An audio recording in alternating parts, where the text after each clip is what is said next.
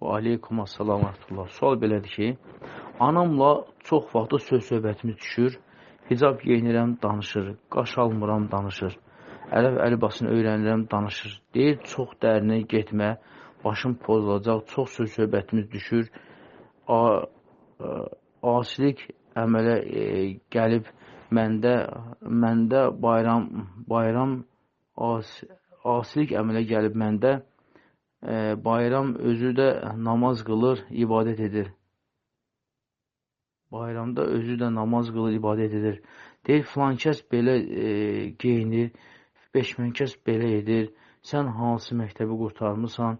Bizim qohumlar sufidirlər, pirə inanmıram, adımı Vahabi qoyurlar. Belə şeylər üzündən anamla çox dalaşıram, səbrim çatmır, çox qorxuram, anam da günah yazılır mənə də. Mənə məsləhəti necə davranmalıyam? Karantinlə bağlı anam gildə qalıram. Yoldaşım da uzaq səfərdədir. Özümü tükənmiş hiss edirəm. Allahın izə ilk öncə səbirli və təmkinli olun və siz heç vaxt tək deyilsiniz. Sizin daimən Allah Subhanahu tərəfindən sizə 2 mələk göndərir. O mələklər sizi qoruyurlar və həmçində hər bir tövhid əhli Allah Subhanahu rayəti altındadır. Allah Subhanahu heç bir qulunu tək başlı başına buraxmayıb. Əlhəmdülillah. O ki, qaldısa ki, sizin aranızda olan, ananızla aranızda olan söhbətin əsas səbəbi mən elə başa düşdüm ki, tövhiddir. Çünki siz tövhid əhlisiniz. Siz Allah Subhanahu rububiyyəti, uluhiyyəti, əsma sifəti etiqad edirsiniz. Siz tövhid əhlisiniz, tövhid üzrə ibadət edirsiniz. Amma ananız isə qohumların adət-ənəsi üzrə sufi etiqadındadırlar, pillərə getmək, gəlmək, ziyarətkar və s. Buna görə əsas narazılıq buna görə yaranır və nəinki buna görə, yadda saxlayın ki, bütün firqələrin sələflərə olan davası əsasən də tövhidə görədir.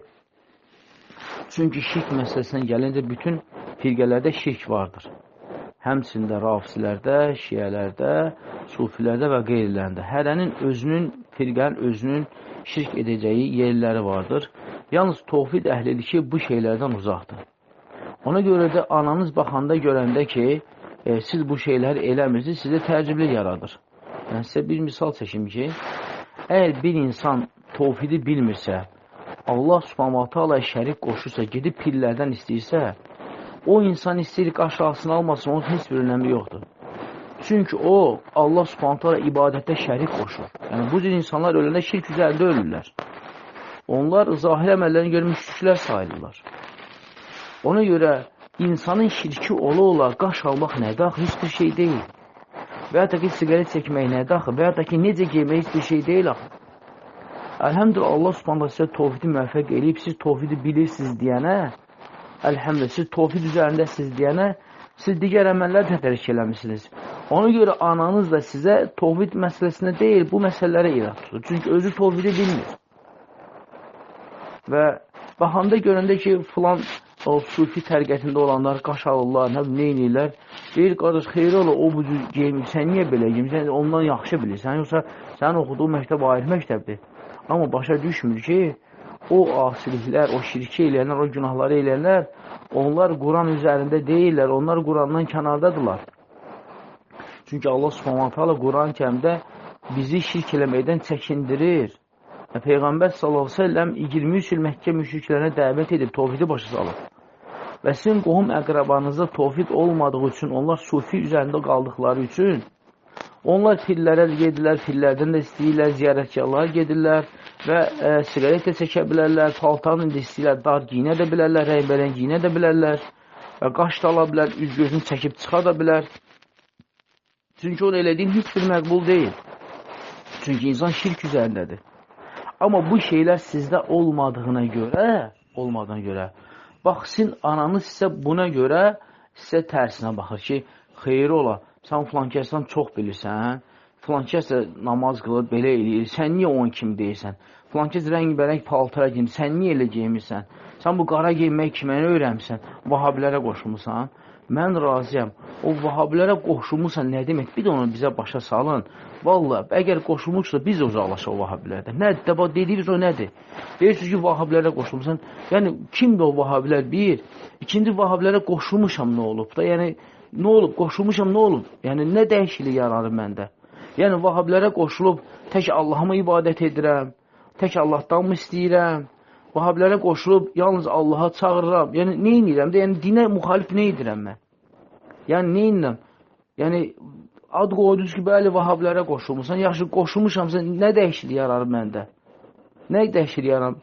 Allahıma ibadət edirəm, Quranımı oxuyuram, dinimi öyrəm, əlhəmdülillah, gecə namazına dururam, oruclar tuturam, nafilə oruclar tuturam, sünnət oruclar tuturam, gündəlik Quran oxuyuram. Ondan sonra hicabıma fikir verirəm, haram əməllər eləmirəm, qaşı almıram, üzümə, gözümə çəkib bayra çıxmıram, ətir vurub çıxmıram ki, naməhrəmlər iynəməsin, görməsin, eşilməsin. Yəni, mən vahabilərə qoşuldum da dinə müxalif nə əməl elədim ki, məni bu cür vahabilikdə qınayırsan? Onun görə burada bir məsələ var. İnsanlar görənlər kimsə haqqa gəlib, əvvəlkindən daha imanlı olub, təqvalı olub, adın qoyular ki, filan ki, vahabilərə qoşulub. Nədir? Yəni, bu qoşulduq nə oldu? Bunun axırı nə oldu? Yəni, əvvəlki kimi namaz qılmağım halında sigaret çəkeyim, bazlıq eləyim, arada bir ad günlərinə gedim, şampan içim, deyim, sonra gəlim, tövbə eləyim. Bu əladır, bu yaxşıdır. Hə, heç nə problem yoxdur. Yox, mən haqqı bilim, tövbə eləyim, hər şeydən uzaqlaşım. Allahın istədiyi kimi ibadə edelim, onda deyəcək, yox, sən vahabilərə qoşuldun. Yəni, nədir? Onda bizə bir açılın, bir vahabili dediyiniz nədir? Yəni, vahabilərdə nə var ki, başqalarında yoxdur? Yəni, nədir o əməl ki, vahabiləri başqaları müxalif sayır? Yəni, vahabilər, hamı vahabiləri özə müxalif sayır. Nədir o əməl? Bir onu bizə başa salın, bəlkə doğrudan da biz səhv yollar, bəlkə doğrudan da biz hansısa vahabilərə qoşulmuş xəbərimiz yoxdur. Ona görə siz, təbii ki, sizin valideynlərinizin bu cür danışması cahillikdir, elmsizlikdir, amma siz ona qarşı rəhmli olun, səbirsizlik göstərməyin, əksinə təmkinli olun, mülayim olun. Çünki siz həkimsiz, o isə xəstəliyini bilməyən, tanımadığı bir cahildir. Yəni, o xəstədir, amma harası ağrıdığını bilmir. Amma siz həkimsiz. Ona görə sizə lazım ilk öncə onu müayinədən keçirəsiniz, xəstəliyin təyin eləyəsiniz, sonra resept yazasınız, o dəva dərman eləsin, hətta sağlığına qədər sonra səbirli və təmkinli olun Allahın izni ilə. Və aleykum assalam və rahmetullah. Sual belədir ki, bir bacı yazır ki, mən bilmək istəyirəm ki, sosial mediada kişi qadın şəkil bəyənirsə, like edirsə, həmən kişinin zövcəsinin buna haqqı varmı irad etsin? Və belə hallarda necə davranmaq lazımdır? Nəzərinizə çatdırım ki, ailə cahil deyil. Əvvəla onu qeyd edək ki, əgər belə bir hal varsa, yəni əgər qadın görürsə ki, onun yoldaşı naməhrəmlə yazışır, ünsiyyət qurur, WhatsApp vasitəsilə, Facebook vasitəsilə, Instagram vasitəsilə və yaxud da bir kommentlər vasitəsilə, yəni şəkil göndərir, bəyənir, like eləyir, dostluğuna salır, məlumat bölüşür və s. Əgər bu kimi hallar görürsə, nəinki haqqı, hətta qadının boyuna vacibdir ki, bu münkəri öz həyat yoldaşına inkar eləsin. Çünki Allah Rasulü sallallahu aleyhi ve sellem buyurur ki, mən rə'a minkum münkərən fəlyğayyir biyədihi fənləm yəstəti' fəbilisanihi fənləm yəstəti' fəbiqalbihi. Allah Rasulü buyurur ki, sallallahu aleyhi ve sellem, sizdən biriniz bir münkər görəndə onu əli ilə dəyişsin, bacarmırsa dili ilə, əgər bacarmırsa qəlbi ilə. Yəni, qadın da təbii ki, yoldaşına dili ilə bunu inkar eləyə bilər və ona başa salmalıdır və nəsiyyət eləməlidir. Və bu əməldən onu çəkindirməlidir. Və həmçinin Allah Subhanahu Quran-Kərimdə də buyurur ki, وَتَعَوْنَ عَلَى الْبِرِّ وَالتَّقْوَى وَلَا تَعَوْنَ الْإِثْمِ وَالْعُدْوَانِ. Bir-birinizə yaxşı və pis işlərdə yardımçı edin, pis və münkər işlərdə bir-birinizə yardımçılıq etməyin. Və əgər qadın öz yoldaşını bu cür münkər iş üzərində tərk edirsə, yəni deyirsək, əşi özü bilər, neyin yer özü bilər, bax bu artıq birbaşa olaraq həmçində ayəyə müxalifdir. Və həmçində eyni zamanda da hər bir kişi və qadın bilməlidir ki, sosial şəbəkələrdə aktiv olmaq, o ən çox günahlara yaxın olmaq deməkdir. Əgər bir insan sosial şəbəkə vasitəsilə dini təlim öyrənmirsə, dərslərə qulaq asmırsa, dini cəhətdən faydalanmırsa, Ancaq gecə-gündüz oturub şəkillərə like eləyir, Facebookunda faydasız məlumatlar paylaşır, dostlarına, ona baxır, buna baxır, o göndərdiyinə, bu göndərdiyinə, o qızın şəklini like eləyir, bu filan şeyi like eləyir. Yəni, bu kimi şeylər təbii ki, istər qadın olsun, istər kişi üçün olsun, hər iki üçün münkar bir əməldir və bunlar insanı, bu əməllər insanı Allah və Rasuluna uzaqlaşdıran bir əməllərdir. Həmçinin nəzərə alsaq ki, bugün sosial şəbəkələr böyük bir fitnə deməkdir. Həm qadın üçün, həm kişi üçün. Bəzi hallarda görürsən ki, bəzi kişilər var ki, öz yoldaşlarına qəti qadağan edirlər. Facebooku bağla, Instagramı bağla, onu bağla, filan şeyləmə, halallıq vermirəm, haramdır və s.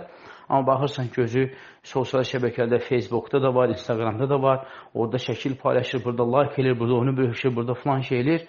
Və sanki elə bil ki, bu haramçılıq yalnız qadına aiddir, kişiyə heç bir haramçılıq yoxdur. Amma Allah Subhanahu Quran-ı Kərimdə gözlərinizi çəkmək barədə, haramdan qorumaq barədə, zina qorumaq barədə qadınlara və kişilərə də eyni xitab olunub, Yəni, hər ikisinə bu qadağandır. İstər qadın olsun, istər kişilər olsun. Amma çox təəssüf olsun ki, bəzi ailələr var ki, yəni kişi bu cür işlə məşğul olur və qadın qorxur ona nəsə demək ki, dərhal başlayacaq ki, belə getsə mən sənlə qala bilmirəm, boşayacam səni və s. Yəni, əksər qadınlar bu boşanmaqla təhlükə altında saxlayıb, imkan vermirlər ki, qadın öz yoldaşına bu pis əməli ona inkar eləsin. Bu da təbii ki, yanlış bir əməldir. Belə hallar çox həqiqətən də var ki, görürsən ki, qardaş öz yoldaşına qadağan edib hər bir şəbəkədən istifadə eləməyə, amma özü isə şəbəkədə fəaldır, aktivdir və qadın nə isə ona deyəndə ki, o haramdır, bu haramdır, başlayır ki, yox, sən bezdirdin məni, mən səndən boşanacam, belə olmaz, dözə bilmirəm və s. Və görürsən ki, bəli, bu da günahdır və olmaz. Və buna görə də əgər bir kişinin salih zövcəsi varsa, o salih zövcə ona Allah və Rasulunu xatırlayırsa, ona bu münkar olduğunu bildirirsə, qoy həmən yoldaş, yəni kişi Allah şükür eləsin ki, onun belə bir həyat yoldaşı var ki, onu haramlardan çəkindirir, harama düşməkdən qoruyur, ona nəsiyyət edir, ona başa salır. Və həqiqətən də bu cür qadınların qədrini bilmək lazımdır və onları qorumaq lazımdır və həmçində o kişilər ki, bu cür sosial şəbəkələrdə dini fayda olmadan dünyəvi sadəcə belə deyək də vaxtın keçirir, vaxtın öldürürsə ki, 2 saat, 3 saat biliyorsan sübhə kimi vaxtın sosial şəbəkədə keçirirsə, bax o kişilər Allaha tövbə eləsinlər, bağışlama diləsinlər, bu cür əməldən uzaq olsunlar. Həqiqətən də bunlar şərdir, fitnədir, fəsaddır və Allah hər birimizi qorusun və hər bir müsəlman ailəsini bu cür şər və fəsad olan sosial şəbəkələrin fitnəsindən qorusun. Və aleykum əssalamətullah. Deməli, bir bacı yazır ki, ətraflı sualları cavablandırdığım üçün dərin minnətdarıq, digər cavablarla da faydalanırıq.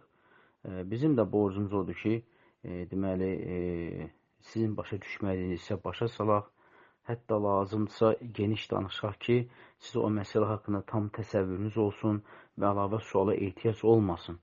Çünki bəzi hallarda suala hə və yaxud da yox, olar və yaxud da olmaz, halaldır və yaxud da haram deyirik və bu da baxırsan ki, qarşıdakı insana biraz qaranlıq suallar ortaya gətirir və bu suallar əvvəlcədən olmasın deyə biz çalışırıq ki, suala ətraflı cavab verək ki, yəni qarşıdakı insan, sual verən insanda digər suallar meydana gəlməsin. Yəni o cavabla Allahın izni ilə başında olan bütün sualları onun içində cəmləyək və o da artıq suala ehtiyac olmasın. Buna görə biz çalışırıq ki, biraz geniş, yəni danışaq Allahın izni ilə. Həmçində sual verir ki, bacı sual verir ki, bəzi elm əhli deyir ki, filan tələbə ixvandır, hizbidir və s. Onlarla salamı kəsin, dərslərinə qulaq asmayın. Bəs Allah Teala buyurur, cam olun, küslü qalmayın, qardaş olun. Bu nə dərəcə düzdür? Ümumiyyətlə, bəli, ümumilikdə Quran-ı Kərimdə biz hədislərə baxanda görürük ki, Allah Subhanahu müsəlmanları cam olmağa, bir yerdə olmağa səsləyir. Allah Rasulunun s.ə.v hədisləri buna dəlalət edir. Və bu İslamın əslidir, bu İslam elə budur. Amma bəzi hallarda baxırsan ki, düzgün mənhəcə müxalif əməllər olur. Misal üçün görürsən ki, hansısa bir elm əhli sələf mənhəcindən kənar olur, ya görsən hizbi mənhəcində olur, ya xavaricə təkvisi və s.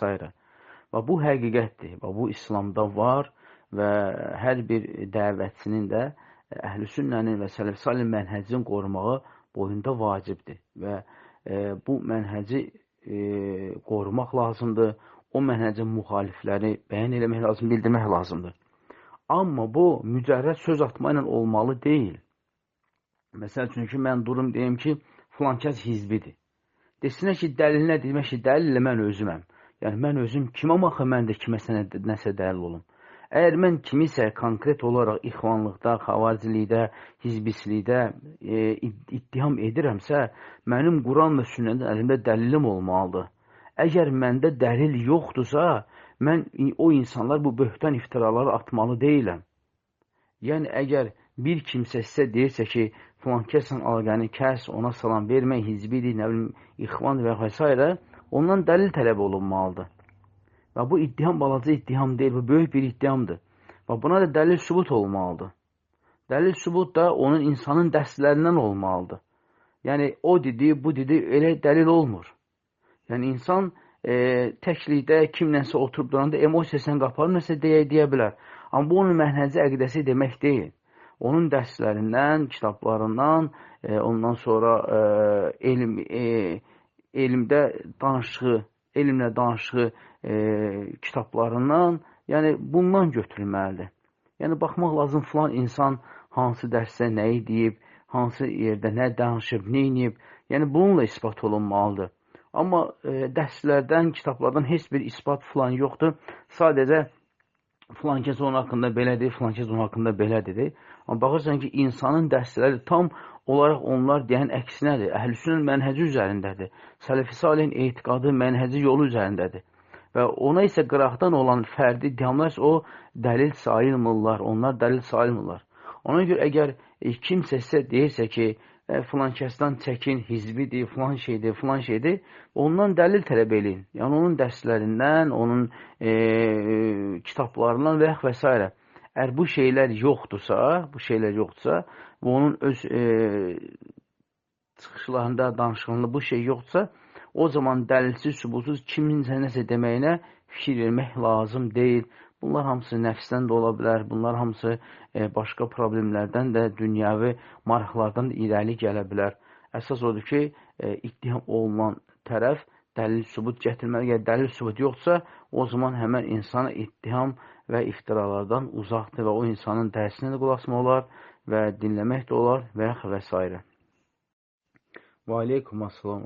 Sual belədir ki, qadın kişi ailə həyatı qurursa və ayrılandan sonra kişi ikinci dəfə ailə həyatı qurursa, əgər birinci yoldaşının ayrılmaq o kişinin qədərində varsa, nə üçün o qadın onun həyatına girir?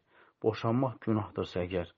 Nə üçün birinci ilə ailə qurub boşanır, bir dəfəli ikinci ilə ailə qurmur və ikinci həyat yoldaşı ilə kişi ailə qurduqdan sonra və ondan övladlar olduqdan sonra birinci yoldaşından olan övladını gizlətməyə doğrudurmu və ya onun haqları qorunmalıdırmı? Ümumiyyətlə, evlənməkdir, boşanmaqdır və digər ailə məsələləridir. Bu, bütün insanın həyatında baş verəcək bütün hadisələr kimi hamısı Allahın qədərindədir. Necə ki, bizim dünyaya gəlməyimiz, böyüməyimiz, ölməyimiz, dirilməyimiz, evlənməyimiz, uşaq və s. Bunlar necə ki, Allahın qədəri iləndirsə, eləcə də bizim evlənməyimiz və boşanmağımız da Allahın qədəri iləndir. Hər bir şey Allahın qədəri iləndir və qədərdən heç bir şey kənara çıxmır. Və əgər bir insan bir qadınla ailə qurubsa, o demək deyil ki, o əbədi olaraq o qadınla qalmalı, yəni boşana bilməz. Xeyr. Bəli, boşanmaq bəyənilməyən haldır. Çünki Allah Rasulü bir hədisdə buyurub ki, Əbqadul hələl iləllah ət-talaq. Allahın buğd elədiyi halal iş talaqdır. Düzdür, bu hədis alimlərin əksəriyyəti zəif sayılar.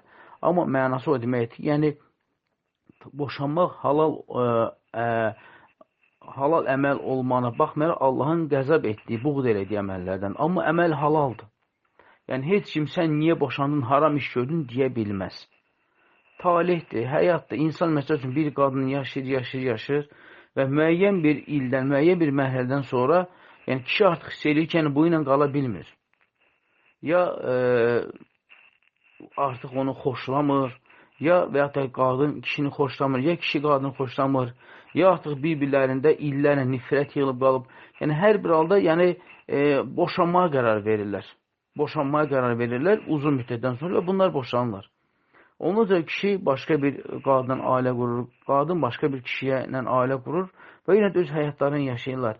Və o da o demək deyil ki, əgər kişi ikinci alsa, yenə də onun ömrünün axına kimi o ilə qalmalı. Xeyr, o da ola bilər ki, müəyyən bir vaxtdan sonra boşanma olsun. Yəni, burada heç bir problem yoxdur. Yəni, evlənməkdə, boşanmaqda Allahın qədəridir və insan buna təəssüf keçirməli deyil ki, niyə mən boşandım, niyə o boşandı, niyə məni almadı, niyə aldı və s.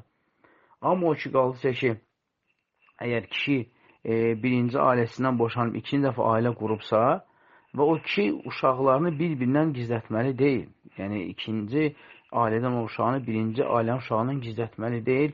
Ona görə ki, onun ikisi də bunun övladıdır. Onlar bir-birlərini tanımalıdırlar, bilməlidirlər. Çünki bunlar böyüdükcə bilməlidirlər ki, bunların başqa qardaşları var, başqa bacıları var.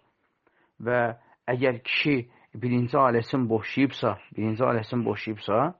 və ikinci ailə qurubsa, bəli, o qadın əgər onun uşaqlarına baxırsa, o kişi birinci ailəsinin qayğısına qalmalıdır.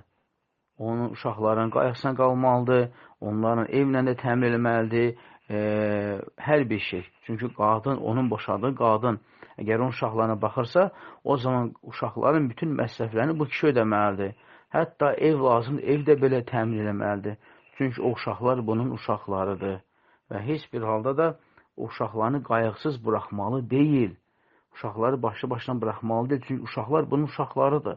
Hətta qoy neçə dəfə evlənsin özü bilər. Amma övladları varsa, övladlarını qayğı ilə təmin eləməlidir. Çünki bu onun atalıq borcudur.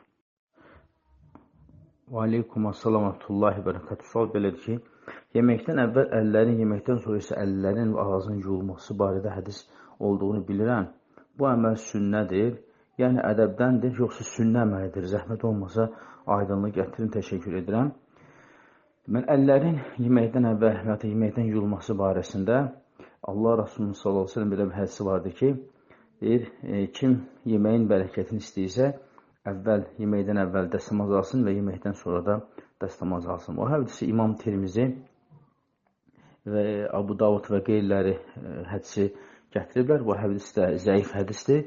Həmçinin başqa rivayətlər var ki, Peyğəmbər s.ə.v buyurur ki, kim deməli özündən kasıbçılığı aradan qaldırmaq istəyirsə, yeməkdən əvvəl dəstəmaz alsın və kim də özündən sonra sıxıntıları, yorğunluqları aradan qaldırmaq istəyirsə, yeməkdən sonra dəstəmaz alsın. O, bu hədisi həmən kimi İbn Macə gətirib və hədis də yenə də yəni zəifdir. Yəni heç bir hədis bu ayda səhih deyildir və buna əsasən alimlər ixtilaf ediblər ki, yeməkdən əvvəl və ya da ki, yeməkdən sonra əllər yumaq müstəhəbdir yoxsa müstəhəb deyil. İttifaq ediblər ki, əgər insanın əlləri çirkdirsə, hətta dəstəmazlıdırsa da belə, onun üçün yeməkdən qabaq əllərin yumalıdır. Yeməkdən qabaq əllərin yumalıdır. Həmçinincə, alimlər ixtilaf ediblər ki, əgər insanın əli təmizdirsə, əli ayağı təmizsə, yeməkdən əvvəl əllərin yumaq müstəhəb yoxsa müstəhəb deyil. Yəni, İmam Əhmədin məhzəbində rəy budur ki, səhih də budur ki, yəni müstəhəb deyil. Yəni, əl təmizdirsə, yumağa ehtiyac yoxdur. Amma əllər çirklidirsə, hətta dəstəmazın da olsa da belə, əlləri yumaq, yəni bəyənilir. Amma o ki, qalırsa ki, əllərin yeməkdən sonra yuyulması barəsində, bu barədə də qeyd etdiyimiz kimi hədislər zəif hədisdir. Amma yeməkdən sonra əllərin yağlı olması barəsində başqa bir hədis vardır ki, Peyğəmbər sən buyurur ki, əgər insan yeməkdən sonra əlindən yemək iyi gəlirsə və onu yuyub təmizləməyibsə və əlində yemək yiyinə görə əqrə və həşərat, sisan və başqa heyvan gəlib onun əlini dişləyib eləyibsə, o zaman insan özünü günahlandırsın. Bu hədis onu dəlalət edir ki, əgər insan yeməkdən sonra əli filan yağlıdırsa və barmaqların yalamaqla o təmizləməyibsə, o zaman yuyulmağı lazımdır. Çünki zərər olsa, sən yalnız özünü günahlandırmalısan. Çünki yeməkdən sonra əllər barəsində Allah Rəsulü buyurub ki, yeməkdən sonra barmaqlarınızı yalayın. Hətta kimsə evlidirsə, bəyənir ki, o yoldaşının barmağını yalasın və yoldaşı da bunun barmağını yalasın. Yəni, bu hədislərdə gəlib. Və bu isə ayrıca bir məsələdir və bu da yeməkdən sonra əllərdə qalan yemək tamına görədir ki, yeməyin iyinə dadına görədir ki, əgər insan onu yalamaqla o təmizlənmirsə və əlində yemək dadı qalırsa, o cürdə insan yatsı eləsə və onun o yemək dadına əqrəb, sisan və başqa həşərat gəlib onun barmağına nəsə bir zər eləsələr, o zaman insan yalnız özünü qınamalıdır. Yəni, başqa bir şəxsi qınamalı deyil. Bu ona dəlalət edir ki, yeməkdən sonra əllər yağlıdsa, yemək dadı gəlirsə, bəli, bunu yumaq olar. Hətta buna sünnə də demək olar. Amma yeməkdən əvvəl, əgər əl təmizdirsə, yumasa da olar. Əgər kimsə desə ki, yox, bu səhih hədis var, mən yoram. Xeyr, o barədə varid olan hədislər hamısı zəifdir və Şeyx Əlbani hədisləri zəif hesab edib Allahın izni ilə. Və aleykum əssalamətullah. Sual belədir ki, bir bacı sual verir ki, mənim əlimdə pul olur, hərdən müəyyən məbləğ əlimdə pul yığılır və onu xərcləməkdən qorxuram, yəni istəyirəm ki, yığım ehtiyat saxlayım və bu baxımdan mən banka müraciət etdim və bank mənə 2 dənə yol göstərdi. Biri üstünə faiz gələn növdür, ikinci isə faiz gəlmir, qoyduğu məbləğ yerində qalır, istədiyin zaman pulu çıxardırsan. Və bazı sual verir ki, mən bunların hansını edim? Təbii ki, bunların hər ikisi şəriətdə icazəli deyil. Faizlə olan ona görə ki, əvvəla o açıq-aşkar üstünə faiz hesablanır, çünki o pul faizə qoyulur orada və sonra müqavilə yazılan şərt bağlıysan. Və bu, təbii ki, haramdır, heç bir bunun şəki şübhəsi yoxdur. Amma ikinci isə, o heç bir üstünə faiz gəlmədən sənin pulunu olduğu kimi saxlayır və sadəcə onlar sənin pulundan istifadə edirlər. Və sən istədiyin vaxt gedib öz pulu olduğu məbləği götürə bilirsən. Bu baxımdan da bəli, birinci də ikinci də icazəli deyir. Amma o ki, qaldıysa ki, ələxüsus əgər insan deyirsə ki, yox, mən bunu xərcləməkdən qorxuramsa, o zaman bunun yolu bank deyil. Bunun yolu, məsəl üçün, insanın tanıdığı, etibar elədiyi, Allahdan qorxan bir rəfiqəsi olsun. Ay-bay, məsəl üçün, tam ki, manat əlində var, qorxur xərcləyər, yəni istəyir pul yığsın, nəsə bir ehtiyacını ödəsin, geçsin ya dollar, ya evro alsın və ya ki, imkanı varsa qızıl alsın, aparsın, versin həmən rəfiqəsinə, o da onun üçün saxlasın və istədiyi vaxtıda, əgər ehtiyacı olarsa, ya o dolları, evronu manata çöndərsin, ya da ki, qızılı istədiyi qiymətə satsın, Allahın izni ilə pulunu xərcləsin, öz ehtiyacını ödəsin. Çünki bu barədə müasir aləmlərin yekdil olan qərarı var ki, bunlar olmaz. Amma bəzi dövlətlərdə ələxüsus da pulun oğurlanmasından qorxaraq, yəni banka qoymaq istəyirsə, yəni xərcləməyinə görə yox, sadəcə istəyəndə xərcləyir, sadəcə müəyyən məbləğ pulu var və xərcləməyindən qorxmur, sadəcə oğurlanmağından qorxur. Yəni, bilərlər evində bu qədər məbləğ var, girərlər, oğurlayarlar və s. və ya da evində müəyyən bir kütlə qızıl var, qorxu evindən oğurlayarlar, istəyir onu aparsın, banka qoysun. Bu baxımdan alimlər icazə verilir hansı şərtlə? Alimlər deyir ki, sən əgər bu oğurluq səbəbindən qorxursansa, çünki oğurlamaq özü də fəsaddır, banka qoymaq özü də fəsaddır. Amma oğurlanmış malın fəsadı banka qoyulandan daha böyükdür. Yəni, çünki o sənin malın mülkün gedir və şəriət də malın mülkü qorumaq sənə əmr eləyib. Belə halda, əgər sən oğurlanmaqdan qorxursansa, müasir alimlərdən deyənlər var ki, o geçsin elə bir bank götürsün ki, elə bir bank seçsin ki, həmən bankda sənə yeşik versinlər. Yəni, sən bankda balaca bir xəzinə alsan, 20 kvadratlıq, 20 santimetrlik və yaxud da ki, belə deyim sənə, balaca bir yeşikdir həzmli, 40 santi, 50 santlıq razmerində ölçüsünə bir yeşik alsan orada, yəni orada qoruyucu yerlər var və sonra orada müəyyən kodda, rəqəmdə həmən o yeşiyi alırsan, necə alırsan, onun illik arendasını, icarəsini ödəyirsən. Yəni, danışsan ki, məsələn, bu yeşin icarəsi nə qədərdir? Deyir, illik məsəl üçün 500 dolar, 600 dolardır.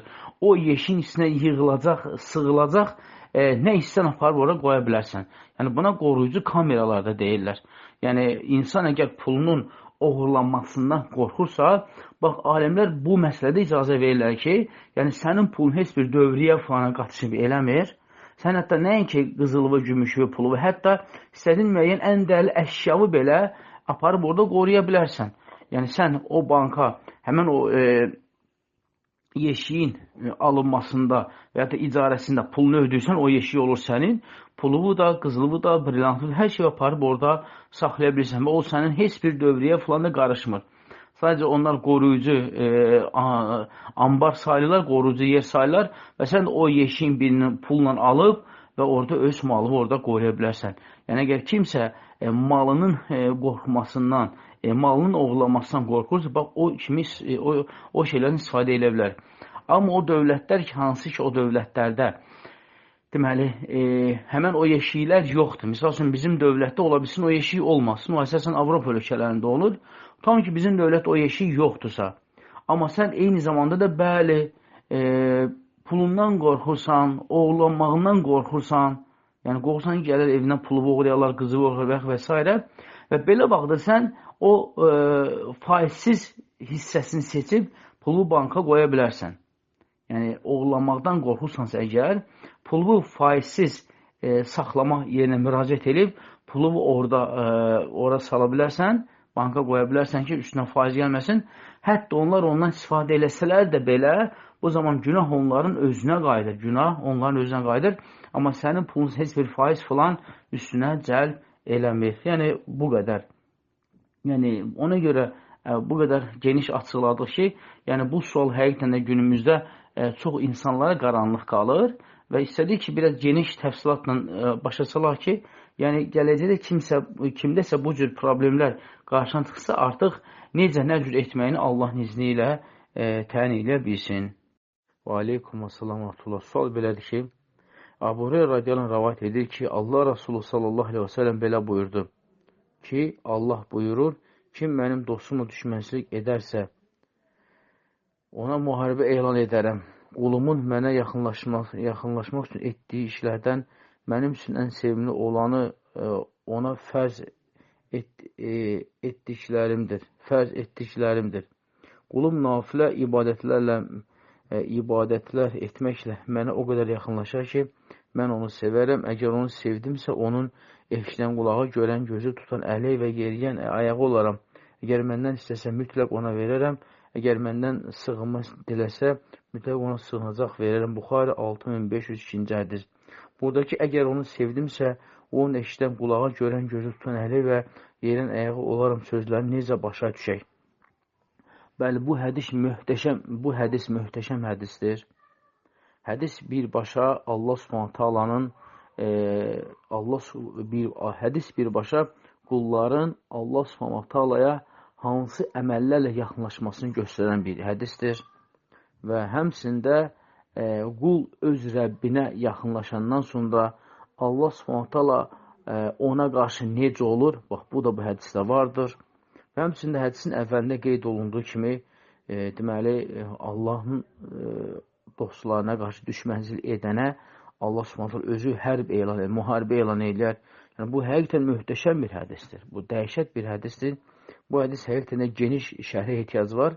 Amma təəssüf olsun ki, sual verənin yalnız xırda bir hissəsi qaranlıq qalıb. İnşallah o hissəsini başa salacaq. Hədisə qeyd olunur ki, əgər onu sevdimsə, onun eşidən qulağı, görən gözü, tutun əli və yeriyən ayağı olaram. Sözləri necə başa düşək? Yəni, əgər bir qul Allah Subhanahu taalaya fərz ibadətləri ilə yaxınlaşarsa, bu artıq nə deməkdir? Qul bütün fərzləri yerinə yetirir. Sonra isə qul fərzlərindən sonra nafilə ibadətlərlə Rəbbinə yaxınlaşır. Deməli, bu o deməkdir ki, qul fərzləri yerinə yetirib, artıq nafilələrlə Allaha yaxınlaşır. Və eyni zamanda da qul Allah Subhanahu taalaya asilik də eləmir. Allah Subhanahu taala asilik eləmir. Yəni, günü ibadətdə, itaətdə keçir. Və sonra isə Allah Subhanahu taala həmən qulun sevir. Allah həmən qulun sevdiyi zaman bu artıq möminlik dərəcəsidir. O insan artıq Allah rızasına yaşayan bir qul olur. Nə deməkdir bu? Yəni Allah Taala deyir ki, mən onun eşidən qulağı olaram. Çünki insan əgər möminsə, Allahın asilərindən uzaq olan insandırsa və həyatı ömrü ibadətdə keçirsə, deməli o insan Allahın ona verdiyi qulaqla yalnız Allahın razı qaldığı şeylər eşidir. Yəni qulağı ilə musiqi dinləmir, haram dinləmir, qeybət nəmamlıq dinləmir, haram şeylər dinləmir. Yalnız Allahın sevib və razı qaldığı şeyləri qulaq asır. Deməli, qulaq sırf Allahın rizasına işləyir, çalışır. Eyni zamanda da növbəti kəlməsinə gəlir ki, görən gözü. Yəni, əgər insan bu mömin mərhələsindədirsə, o zaman bəli, insan, deməli, gözü ilə yalnız halala baxır, haram heç bir şeyə baxmır. Allah nə haram buyurubsa, qul o şeylərdən gözünü çəkir, yalnız halallara baxır və göz günah daşımır, günah qazanmır. Və həmçinin tutan əli, yəni qul əlini yalnız Allahın halal əmr elədiyi şeylərə yönəlir. Heç bir arama toxunmur, haram işlər görmür, yalnız halala yönəlir. Və sonuncu da yerin əyağı, yəni qul Allahın ona verdiyi əyaq neməti ilə yalnız Allahın rizası olan yerlərə gedir. Halısa bir günaha, harama, küfür, şirk olan yerlərə getmir. Yalnız Allahın sevib və razı qaldığı yerlərə gedir və bu da deməkdir ki, insanın bütün həyatı artıq olur Allah rizası üçün. Və bu da nə deməkdir? Bu da artıq bütün bunları özündə şamil elə insan mömin dərəcəsindən qalxır yuxarı, o da olur ihsan dərəcəsi və bu insan olur muhsin. Bu insan olur muhsin. Mühsin nərdən olur? Və bu da ən yüksək mərhələdir ki, təbii ki, bu da Allahın övliyaları, Allahın dostlarına xas olan bir məqamdır. Və aleykum assalam. Sual belədir ki, mənim sualım bir qədər geniş olacaq. Mən 7 ildir ailəliyəm. Tam olmasa da ibadətlərimi yerinə yetirirəm. Mən qaynanamı heç cürə islah edə bilmirəm. Belə ki, evimdə nə söz olursa hər yerdə danışır, işdə, qonşuda, qohumda, hər yerdə. Dəfələr onu sakit yolla hidayətə dəvət eləmişəm. Hətta ayət kursu və namaz təlimini verib, yazıb verdim ona. Amma əhəmiyyət vermir. Bu il onun ayağı buddan sındı. 6 ay tam yataq xəstəsi oldu. Sentyabrdan fevrala kimi. Mən ona necə lazım baxdım. Əməliyyat oldu, sağaldı. Durub gecəndən sonra adi bir şeyin üstündə məni danışdırmadı. Amma yenə də onun hər ehtiyacını mən edirəm. Bir hamam və tualetdən başqa. Amma xəstə yatanda onları da mən etmişəm. Paltarlarını yuyuram. Hər gün otağını təmizləyirəm, yeməyini hazırlayıram və s. Ancaq o insan bunların heç birinə dəyər vermir. Mənim qəlbimdə ona qarşı kin yığılır. Səbr edirəm mən. Qəlbimdə nifrətin yaranmasını istəmirəm. Siz mənə nə məsləhət görürsünüz? Təbii ki, belə görsənir ki, sizin qaynanızla sizin aranızda ümumiyyətlə xoşa gəlməz hallar var. Yəni, ola bilər ki, sizin qaynananız sizi öz oğluna razı olmayıb, öz könlündən keçməyib sizi almaq. Ona görə də sizlə hələ də barışa bilmir, razılaşa bilmir, sizi qəbul eləyə bilmir. Amma əgər təxmin elə bu cürdürsə ki, sizi yoldaşınız özü seçib, bəyənib alıb və qaynananızın orada fikir rol oynamayıb, təbii ki, o sizə qarşı bu ədavətdən aparacaq. Və sizin olan nöqsanları da orada, burada da deyəcək və s. Amma siz çalışmayın ki, ona qarşı qəlbinizdə bir kin nifrət bəsləyəsiniz. Ən azı çalışın ki, yoldaşınızla birlikdə onun oturub danışasınız, ona başa salasınız. Çünki o insan cahil insandır və çox məsələləri, dini məsələləri dərk edə bilmir. Dərk edə bilmir ki, evin sirini qırağa çıxmaq olmaz. Evin siri qırağa çıxmaz. Peyğəmbər s.ə.v bunu nəhy eləyib, qadağan eləyib. Yəni, bu şeylərdən xəbərsizdir, dindən, ibadətdən xəbərsizdir. Ona görə də o elə zənn eləyir ki, sizin evdə olan xata və nöqsanları qırağa deməklə sanki bir alqış qazanmış kimi olur. Amma əslində insanlar onu pis qınayırlar. Çünki heç bir ailə öz gəlinin eyiblərini, xatalarını, evdə olan söz-söhbəti qırağa çıxarmaz. Ən azından onun oğlu var deyə, oğluna görə. Amma görsənən olur ki, bu oğluna da mahal verməyib, oğlunu da əhəmiyyətli saymayıb, yəni bu söz-söhbətləri qırağa çıxırsa, deməli, siz maksimum dərəcə bu qadını yola verməyə çalışmalısınız. Yəni, qoy oğlu ilə bir yerdə oturun, ona başa salın, nəsiyyət edin ki, sən elədiyin bu pisdir, sən özünə düşmən qazanırsan, insanlar sənin bu əməlvə görə sənə alqış demirlər, əksinə, sən üzvə gülsələr də dalınca pis danışırlar ki, utanmır, iki arvaddır, evin sizin açıb, gəlir, danışır və s. Yəni, ən azından bu kimi təsirli sözlər deyin ona inşallah. Başa düşər, düşməz də ki, inşallah ki, o da siz üçün Allahdan bir sınaqdır. Qəlbinizi ona qarşı bir kim bəsləməyin. Çünki ən azından yoldaşınızın anasıdır. Qoy yoldaşınız onunla danışsın, başa salsın. Başa düşər. Düşməz də ki, əlhəmdülillah, heç bir kim filan saxlamayın. Allahın izni ilə öz qayğınızı onun üzərindən əsirgəməyin. Mülayim davranın, xoş davranın. İnşallah ki, yəqin ki, nə qədər pis insan olsa da günün bir günü sizin elədikləri yaxşılıqları xatırlayacaq və sizdən üzr istəyəcək, üzrxahlıq eləyəcək Allahın izni ilə. Yəni, səbirli olun, ümumiyyətlə qəlbinizdə kin saxlamayın. Çünki siz ona qarşı qəlbinizdə kin saxlasanız, bu sizə başqa xəstəliklə aparıb çıxaracaq. Amma o cahil insandır, çox fikir verməyin, qəlbinizdə kin saxlamayın. İnşallah həmişə güləriz olun Allahın izni ilə. Elədiklərin dərhal unudun. Çünki yadda saxladıqca, qəlbinizdə yığıldıqca o sizə pis təsir edəcəkdir. Ona görə çalışın ki, qəlbinizdə çox şey saxlamayın, güləriz olun, səbirli olun və inşallah ki, yola verməyə çalışın Allahın izni ilə.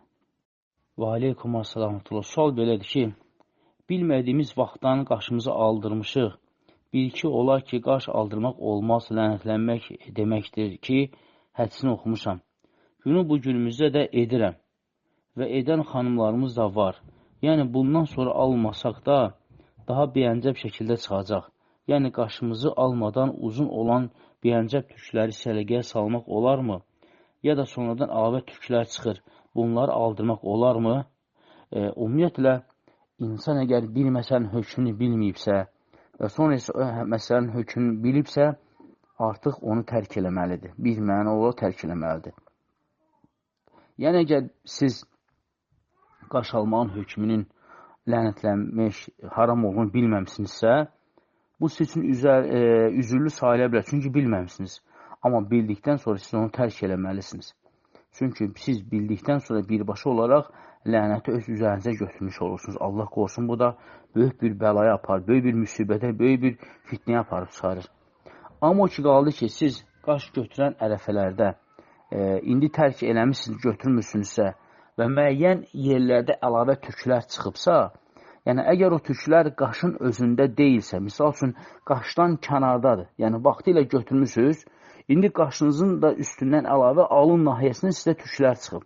Siz onları götürə bilərsiniz, çünki onlar qaşdan deyirlər. Və ya da ki, qaşın alt nahiyəsindən, yəni qaşın özündən deyil, amma deməli, kipri ilə qaşın ortasında çıxıb. Və onu da götürə bilərsiniz, çünki o da qaşdan deyil. Həmçində çatma qaş olan yerlər.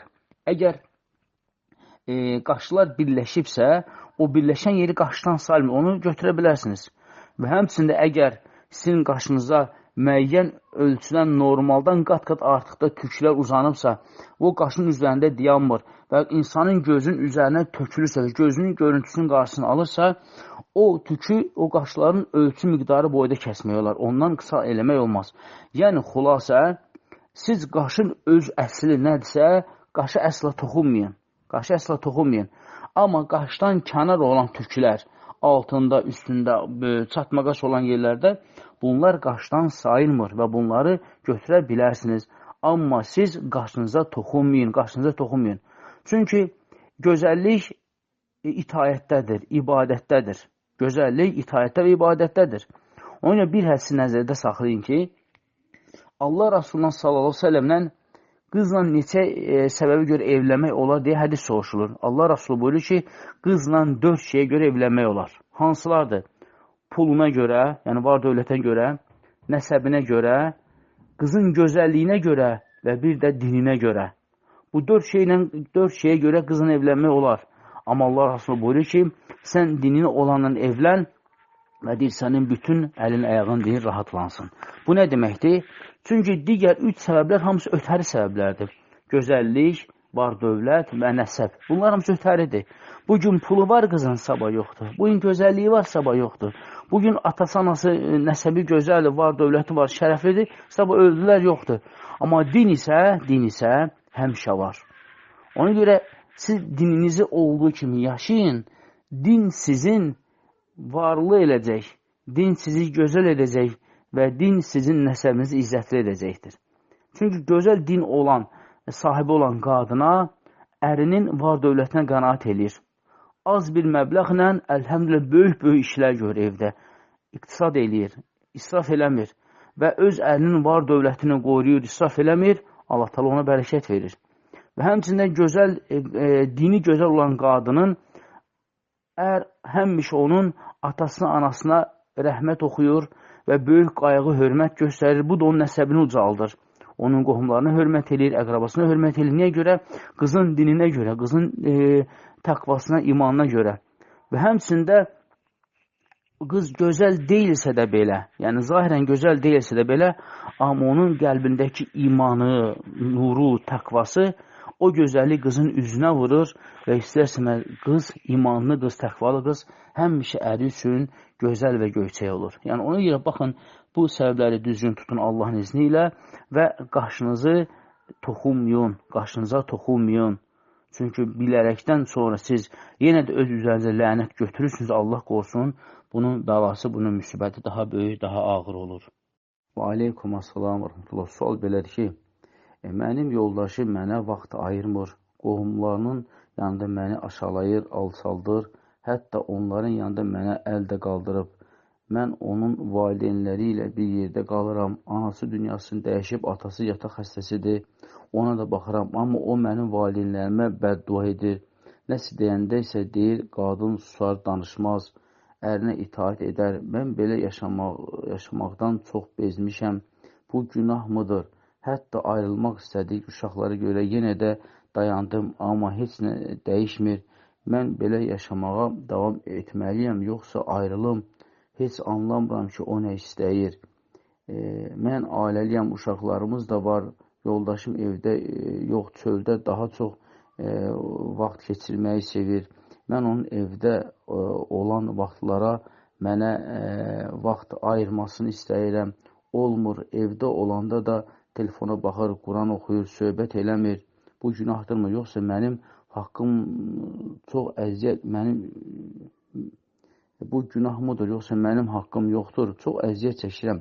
Yəni, onunla danışmaq, ortaq məsələləri paylaşmaq istəyirəm, amma olmur. Yoldaşımın başqalarının yanında məni alçaldır, səhvlərimi tənə kimi onların yanında üzmə vurur, hətta qohumların yanında mənə əl də qaldırıb. Biz boşanma həddinə gəlib çatmışıq, amma mən yenə də səbr elədim, dözdüm uşaqlarım üçün. Bir söz deyəndə də deyir, qadın susar və itaat edər. Deyir, heç ağzımı açıb nəsə deyəndə də səni belə öyrədiblər, deyir. Ümumiyyətlə, bu sualda görünən hal odur ki, yəni, kişi öz yoldaşına layiqli qiyməti vermir, layiqli dəyəri vermir və bu sualda deyildiyi kimi, yəni qadını alçaldır, qadının dəyərini məhv edir, dəyərinə qiymət vermir və bu da təbii ki, yanlış və xatadır. Və yaxşı olar ki, kişidə bu xüsusiyyətlər olmasın. Peyğəmbər s.ə.v buyurur ki, xiyarkum əhli və ana xeyrun əhli. Sizin ən xeyriniz öz ailəsi üçün olandır və mən də öz ailəm üçün ən xeyrliyəm. Kişi yaxşı oğlan evində olmalıdır. Əsl səxavətli kişi evində səxavətli olanıdır. Əl açıq olan evində olan əl açıqlıqdır. Mehribançılıq evində olmalıdır. Hüzur evində olmalıdır. Əminamançılıq evində olmalıdır. Diqqət ayırmaq evində olmalıdır. Balalarına olmalıdır. Amma o kişi ki, əgər ailəsinə, uşaqlarına vaxt ayırmırsa, onlara biganə qalırsa, bütün günü çöldə bayırda keçirsə, çöldə bayırda olan dostlarına, qardaşlarına canciyə deyib, onları orada hesab ödəmək, burada hesab ödəmək, orada filan şey yedirdirmək və s. Evinə gəlincə isə sanki bir şut çökmüş kimi bir evə gəlir və arvadın haqqını tapdalayır, onu danışmağa qoymur, onu susturur, hətta əl qaldırır, alçaldır, onun xatalarını qohum-əqrabanın içində üzünə deyir, yəni onu məsxərə yerinə qoyur, onu alçaldır. Bunlar ümumiyyətlə bir müsəlmana yaraşan bir hərəkət deyildir. Bunlar ümumiyyətlə bir müsəlman kişiyə yaraşan hərəkət deyildir. Çünki bir müsəlman qadın öz həyat yoldaşı üçün ən əmin aman insandır. Yəni, bax, siz təsəvvür edin ki, kişidən sonra evin idarəçilik kimdə olur? Qadında. Deməli, kişidən sonra evin ikinci rəisi qadındır. Qadın onun mülkünün xəzinadarıdır. Çünki onun mülkünü qoruyur. Qadın onun baş aşpazıdır. Çünki evinin yeməyini pişirir. Baş tərbiyəçisidir. Ona görə uşaqların tərbiyəsi ilə məşğul olur. Baş mühafizəsidir. Çünki onun mülkünü qoruyur. Və qadın onun evinin bütün işlərini görür, bütün qayğılarına qalır. Amma bunun müqabilində isə qadın çox şey istəmir. Qadınlar sadəcə ərlərinin onlara itaətini istəyir, diqqət ayırmağını istəyir. Yəni, qadınlar sadəcə istəyirlər ki, kişilər onlara qayğı göstərsin, diqqət ayırsın. Yəni, onlara qarşı bu cür səhləkar olmasınlar. Evə gələndə qadını dinləsin, evdə olan problemdən xəbəri olsun, uşaqlar necədir, nə cürdür, nə oxuyublar, nə öyrəniblər. Amma kişi evə gəlir, əksər vaxtını çöldə keçir və evə də gələndə Quran oxumağa başını qatır və yaxud da ki, öz telefonu ilə məşğul olmağa vaxtın qarışdırır ki, tək ki, vaxt geçsin, uzanım, yatım, səhər dönüm, yenə gedim, çıxım. Bu ailə bu çox çəkə bilməz. Yəni, bu düzgün şey deyildir. Bu düzgün şey deyildir. Yəni, kişi bu səhlənkarlar, bu xatalar eləməli deyil. Hər addım, hər elədiyi bu addım qadını özündən soyudur. Amma o qadın uşaqlarına görə ərindən boşanmasa, o demək deyil ki, o qadın evin köləsidir, evin əşyasıdır, bir küncə qoydun qalmalıdır və yaxud da ki, sənin borcun mənim ata-anama baxmaqdır, sən artıq şey danışma, sus, danışma. Bu din belə əmr eləməyib axı. Yəni, din belə bir əmr buyurmuyub bizə. Din qadını bu cür köləliyə sövq elətdirməyib. Peyğəmbər sallallahu aleyhi və səlləm öz qadınlarına köməklik eləyərdi ev işlərində. Hətta Ayşə radiyallahu anh deyərdi ki, Allah Rasulü bəzi hallarda öz paltarlar, alt paltarın özü belə yuardı. Yəni, bu nə deməkdir? Bu deməkdir ki, bəli, kişi öz yoldaşı ilə gözəl davranmalıdır, gözəl tərzdə davranmalıdır. Onun qədrini bilməlidir. O, onun uşaqlarının anasıdır. Bax, indi sabahsün bu qadın əgər dözməyib, axırda boşanmaya qərar versə, sonra nə olacaq? O uşaqların halı necə olacaq? Nə olacaq o uşaqların halı? Yaxşı, əgər sabahsün bir müddətdən sonra qadın boşandı, sonra iddə müddəti bitdi, gözəl bir qardaş çıxdı, onun ailə qurmaq istəsə, sonra halı necə olacaq? Yəni, uşaqların atası nə deyəcək? Yox, mən halallıq verməyəm, evə başqa kişi gətirməyəm, bunu eləməyəm, onu eləməyəm, mən halallıq verməyəm. Bəs bu həddə niyə çatsın axı? Bax, niyə qadınları biz bu həddə çatdırırıq? Sonra da deyirik ki, mən sənə halallıq verməyəm və yaxud və s. Axı, o sənin evində olduğu zaman, sənin xanımın olduğu zaman onun haqları var idi, onun haqlarını qorumaq lazım idi. Qadın kölə deyil, xadiməçi deyil ki, elə işi tapşırsan, çıxıb gedəsən, axşam evə gələndə ondan işi təhvil alasan. Xeyr, bu belə deyil axı. Bəli, evi gözəlləşdirən elə xanımdır, evin gözəlliyi elə xanımın elə özüdür. O sənin uşaqlarının anasıdır, o sənin evin xanımıdır, o sənin evin mühafizəsidir. Həmçində buxalteridir, bütün haqq hesabını o eləyir, hər şey nəzarət eləyir, azad çoxa fikir verir, qayğı göstərir evdə hər bir kəsə, nəvaziş göstərir. Yeri gələndə yataq xəstəsi olan adama, belə deyim, medsestra rolunda oynayır, yəni tibb bacısı rolunda oynayır. Hər bir şey o xanım eləyir sənin üçün, yəni axı o səndən artıq şey istəmir. O səndən elədikləri işin müqabilini istəsə, hesablasan bir gündə onun haqqı 40-50 manat eləyir. Amma o səndən bunu istəmir.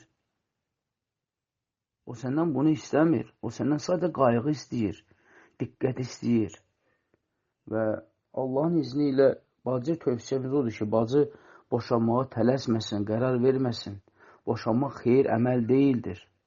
Boşanmağın axırı yaxşı deyil. Yaxşı olar ki, siz əgər tanıdığınız, bildiyiniz varsa elm tələbələrindən, o yoldaşınıza nəsihət eləsin, başa salsın. İnşallah ki, bəlkə başa salar, başa düşər Allahın izni ilə. Amma hər bir halda boşanmağa tələsməyin, qərar verməyin. İnşallah Allahın izni, Allaha dua eləyin ki, yoldaşınıza bir başa salan nəsihət elən olsun Allahın izni ilə. Amma nə olur olsun, boşanmağa tələsməyin, qərar verməyin.